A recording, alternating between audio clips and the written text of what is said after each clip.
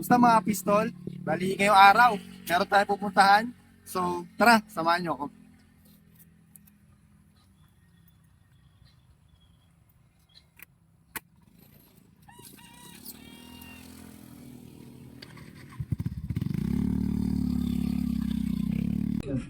Kamusta mga pistol? Nandito tayo ngayon somewhere in Caloocan. Bali meron kasi nag-message sa page natin. Magpapacheck ng unit at the same time magpapalinis. Ito yung unit ni sir. Tignan po ninyo. Yan. So kung mapansin po ninyo, yan, may mga rust na po siya. Tapos nag-stock up na rin yung unit po ni sir. Hindi na po siya makasa. Tsaka hindi na rin po makalabi. Sa ngayon po, bababaran po muna natin ng WD-40 para lumambot yung mga kalawang sa loob. Mga kapistol, yung unit pala ni sir, hindi lang po pala isa. Bali po dalawa siya. Tapos sabi ni sir, meron pa raw i-add na clock. Sa ngayon, hindi muna natin siya isasabay-sabay yung ng labas, pa isa-isa lang muna para hindi maghalo yung mga parts. Tatabi muna natin kasi papalambutin muna natin yung mga kalawang na dumikit. Ngayon, ang i-assemble muna natin at disassemble at linisin itong isang unit isa. Okay, disassemble na natin. So una, safety check. Walang magazine. Check chamber, walang load. Okay, verify.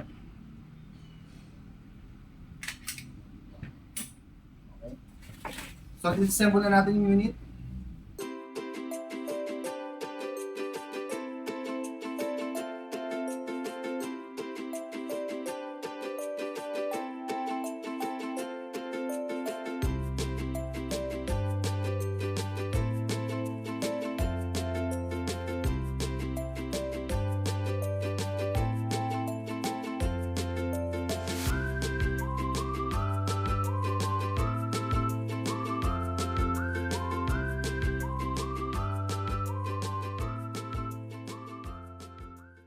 Yan mga kapistol, bali na disassemble na natin yung upper slide tsaka yung lower frame.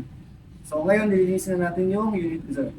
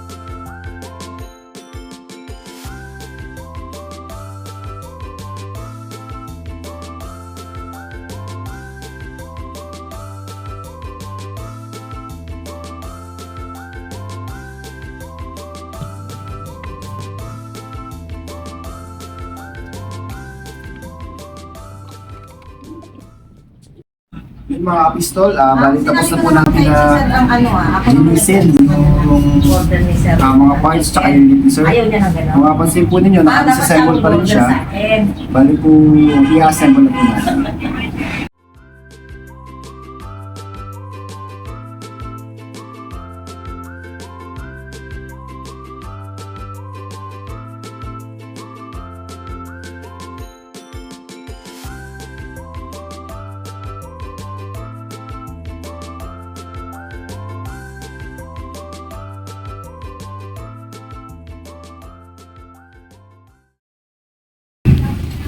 Tapos tayo sa frame.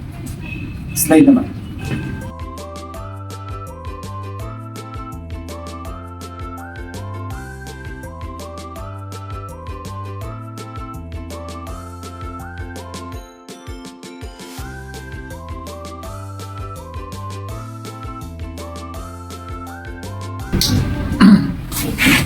Okay na rin yung slide. Pistol, tapos natin i-assemble yung frame sir at saka yung slide. Ngayon, kailangan, importante kasi pag i-assemble natin yung barrel, kailangan meron siyang oil. Yung oil nakakatulong para maprotektahan yung ating barrel. Kaya importante nilalagyan natin ng oil. Okay. Sa unit ni sir, may mga certain point lang kung saan mo siya a-applyan ng oil. Okay, sa Glock kasi, sa Glock kasi, hindi siya kailangan ng maraming oil na nilalagay. Sa Glock kasi, self-cleaning siya. So, ang i-apply natin ng oil sa Glock ni sir is konti lang, tsaka may certain point lang na lalagyan. Okay?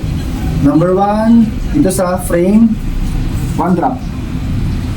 Okay na yun. And then, dito sa tinatawag natin na connector. 1 drop din dito. Sa connector. 1 drop.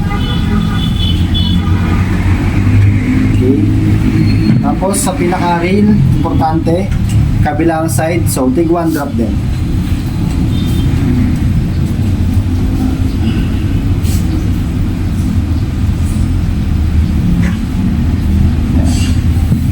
Tapos, sa barrel, yung pinaka ilalim niya, nagdrapan din natin. Okay. Tsaka sa ibabaw, dito. Kasi dyan, kumikis-kis yung slide, kaya kailangan nalagyan natin ng oil. Okay. Assemble na natin. Una yung barrel. Then, yung guide.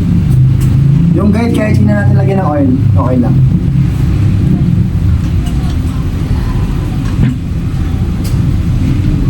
Then, assemble na natin.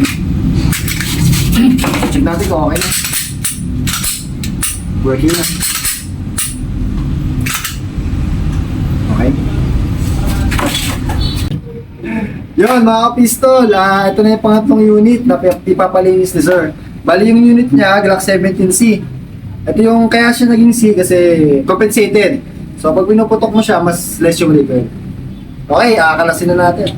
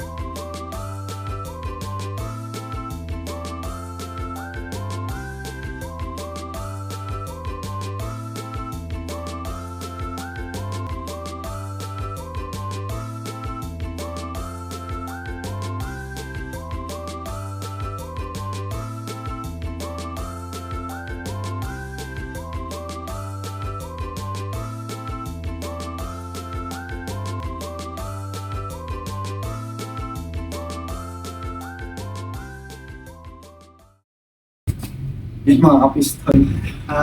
Medyo medyo marami po yung ipapaligid si Sir. Akala ko po talaga dalawa lang. Pero sabi po ni Sir, meron pa raw kasunod.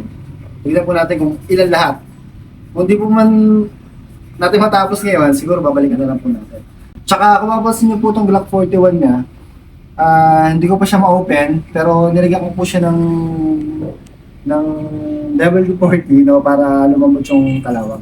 Okay, napansin ko lang may mga parts na may damage na kasi kinain na rin ng rust sa sobrang tagal na hindi nagamit. So, i-check natin kung ano yung mga papalitan. Kapag balik natin, papalitan na natin yung mga na-damage na parts.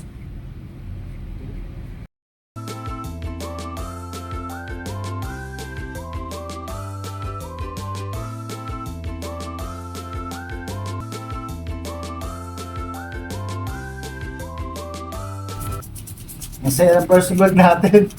First vlog natin, sobrang dami agad.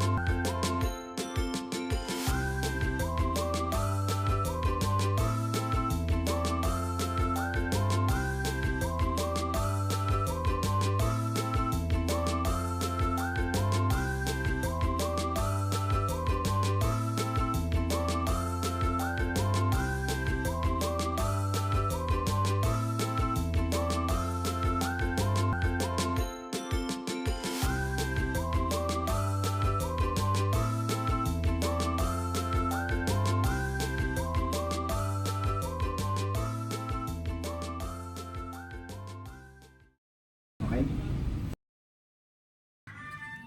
Oops! Nabitin ba kayo mga pistol? Abangan nyo yung part 2.